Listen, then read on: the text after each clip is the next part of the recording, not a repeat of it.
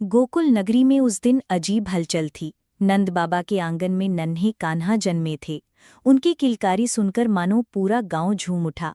गोपियां नाचने लगीं, ग्वाले गाने लगे और यशोदा मैया की आंखों में आंसू आ गए। नन्हे कान्हा की मुस्कान ही गोकुल की पहचान बन गई। जब वे रेंगते तो पायल की झनकार से आंगन गूंज उठता। एक दिन सबने देखा कि लाला मिट्टी खा रहे हैं। यशोदा मैया ने डांटते हुए कहा, कन्हैया, मुंह खोलो। जैसे ही कान्हा ने मुंह खोला, यशोदा ने देखा उनके मुंह में पूरी सृष्टि समाई हुई है। आकाश, तारे, ग्रह, नक्षत्र सब वहां चमक रहे हैं। मैया चौंक गईं, पर अगले ही क्षण कान्हा की भोली मुस्कान ने सब भुला दिया।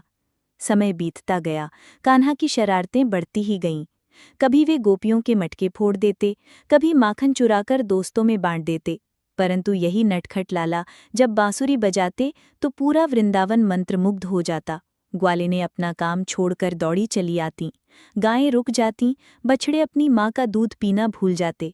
पक्षी कलरव बंद कर देते और सब कान्हा की तान में खो जाते। लेकिन कान्हा का जीवन केवल मस्ती और शरारत तक सीमित नहीं था। कान्हा नदी में कूद पड़े। नाग ने उन्हें लपेट लिया, परंतु कान्हा उसके फनों पर नृत्य करने लगे। उनका नृत्य इतना मोहक था कि नाग हार मान गया और वचन देकर यमुना छोड़ गया। उस दिन से गोकुल फिर से जीवन से भर उठा। इसके बाद आया गोवर्धन पर्वत का प्रसंग। इंद्रदेव के क्रोध से जब मूसलधार वर्षा हुई और गोकुल डूबने लगा, तब कान्हा ने अपनी नन्ही उंगली पर पूरा पर्वत उठा लिया। 7 दिन तक सब लोग और गायें सुरक्षित रहे।